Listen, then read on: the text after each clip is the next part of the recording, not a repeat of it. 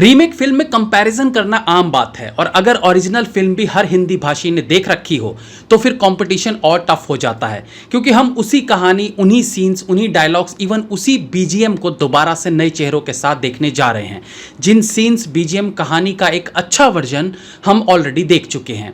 अब अगर कुछ अलग होगा तो वो ये है कि यहाँ माधवन की जगह सैफ अली खान होंगे और विजय सेतुपति की जगह होंगे ऋतिक रोशन। ट्रेलर रिव्यू करेंगे विक्रम वेधा।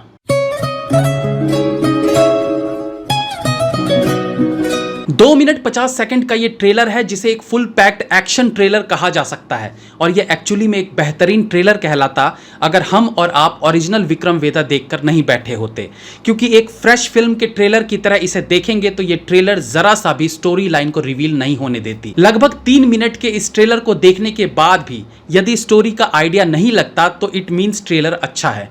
बट प्रॉब्लम यही है कि ओरिजिनल विक्रम वेधा को हम इस कदर पी चुके हैं कि नए चेहरे होने के बाद भी एक एक सेकंड के सीन्स में कैरेक्टर को देखकर हम समझ जाते हैं कि ये रोल ओरिजिनल में किसने किया था। ट्रेलर पर आते हैं तो 2 बातें पहले कहना चाहूंगा ऋतिक रोशन के बारे में। पहला, जो मैंने टीजर रिव्यू में भी कहा था, उनका भोजपुरी एक्सेंट एक प्रॉब्लम हो सकता है उनके किरदार के साथ। एक फाइट मारेंगे जैसे डायलॉग्स में, उनका फाइट में फॉ को फॉ बोलना ऐसा लगता है मानो वो इस एक्सेंट के लिए एक्स्ट्रा एफर्ट डालने की कोशिश कर रहे हैं। दूसरा, उनका एक खतरनाक गैंगस्टर वाला एटीट्यूड। अब ट्रेलर देखकर परफॉर्मेंस पर तो नहीं बात कर सकते हैं, लेकिन जिस तरह से ट्रेलर के हर सीन में उनका एटीट्यूड दिख रहा है वो कमाल का है। जिस प्रकार से वो ब्रूटली अपने दुश्मनों को मार रहे हैं वो उनके किरदार की पावर को दिखा रहा है। बट एज आई सेड कि रीमेक फिल्म में एक्टर्स को कंपेयर जरूर किया जाएगा। शायद लोग इतना कंपैरिजन सैफ अली खान और माधवन के कैरेक्टर को लेकर ना करें जितना वो विजय सेतुपति और ऋतिक रोशन को लेकर करेंगे, जिसका रीजन है कि ऑफ कोर्स ये किरदार पुलिस वाले के किरदार से ज्यादा स्ट्रांग है। बहुत से लोगों का कहना है कि ऋतिक रोशन विजय सेतुपति जैसा किरदार नहीं निभा सकते, तो कुछ लोगों का कहना था कि ऑफ कोर्स जो ऋतिक कर सकते हैं वो विजय सेतुपति नहीं कर सकते। उनका इशारा था reality based film versus romantic किरदार में, यानी विजय सेतुपति ऋतिक की तरह रोमांस नहीं कर सकते, वहीं ऋतिक रोशन विजय सेतुपति जैसी धार विक्रम वेधा में नहीं दिखा पाएंगे। हालांकि ऋतिक रोशन भी जैसी फिल्म में गंभीर किस्म के रोल निभा चुके हैं, तो वहीं विजय सेतुपति ने भले एक्ट्रेस के साथ लटके झटके वाले रोमांस ना किए हों, लेकिन 96 जैसी फिल्म में रोमांस को एक नई परिभाषा जरूर दी है। सैफ अली खान और माधवन की एक्टिंग में ज्यादा असामान्यताएं नहीं दिख रही हैं। सेम वैसे ही टी शर्ट पहने सैफ भी एनकाउंटर्स करते नजर आ रहे हैं जैसे तमिल विक्रम वेधा में माधवन दिखाई दे रहे थे। हाँ, राधिका आप्टे वाले रोल को थोड़ा सा अलग करके दिखाया जा रहा है। ट्रेलर में वो हाइपर होती दिख रही हैं, लेकिन ओरिजिनल फिल्म में वो इतनी हाइपर नहीं होती है। ये सब कहलाता है एक्स्ट्रा एफर्ट, और शायद यही फर्क विजय सेतुपति और ऋतिक रोशन की एक्टिंग में आपको महसूस हो सकता है। विजय सेतुपति पूरी फिल्म में बहुत गंभीर, शांत नजर आए थे, लेकिन ऋतिक रोशन कुछ हद तक उस किरदार में जो विजय सेतुपति ऑलरेडी निभा चुके हैं उसमें अलग से एफर्ट लगाते महसूस हो रहे हैं, जो हमें फील हो रहा है। But as I said, without comparison इस फिल्म को देखेंगे तो ये एक बेहतरीन गैंगस्टर बेस्ड फिल्म हो सकती है। फिल्म का बीजीएम बहुत फेमस हुआ था। विक्रम वेधा के उस म्यूजिक को यहाँ रीमेक में भी यूज किया गया है, हालांकि वो म्यूजिक भी कॉपीड है एक बहुत पुराने मराठी फोक सॉन्ग से। मुझे उस फोक सॉन्ग के बोल याद नहीं आ रहे हैं, किसी मित्र ने मैसेज किया था। ऑफ कोर्स कुछ लोग इसे मोहनलाल की पुरानी मलयालम फिल्म से उठाया म्यूजिक भी बता रहे हैं।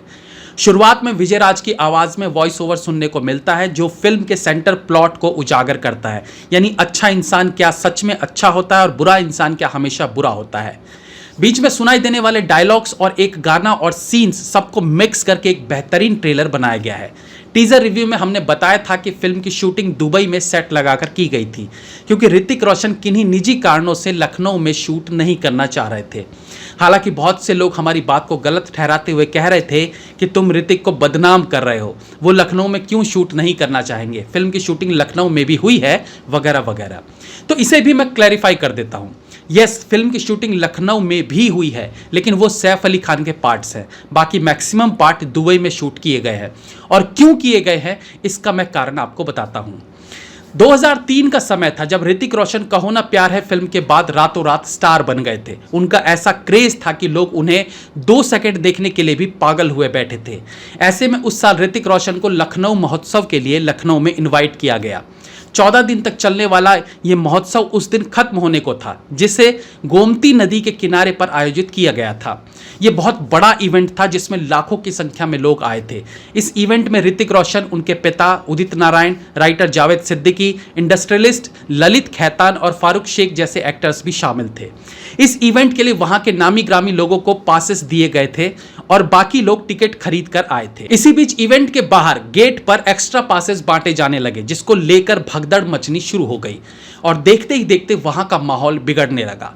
हालात ये हो गए कि वहां लोगों द्वारा पत्थरबाजी शुरू हो गई, दुकानें लूटी जाने लगी, वहां पर नवाबों की जो मूर्तियां थी उन्हें तोड़ दिए गए और उस पंडाल के एक भाग में आग भी लगा दी गई थी।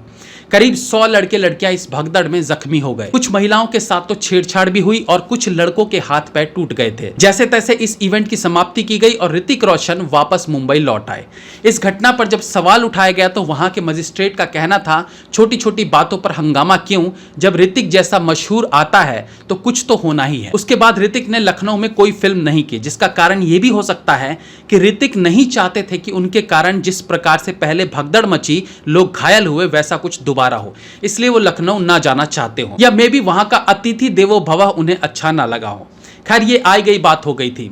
30 सितंबर को ये फिल्म थिएटर में रिलीज होगी, जिसके लिए आप तैयार रहिए। Have a nice day.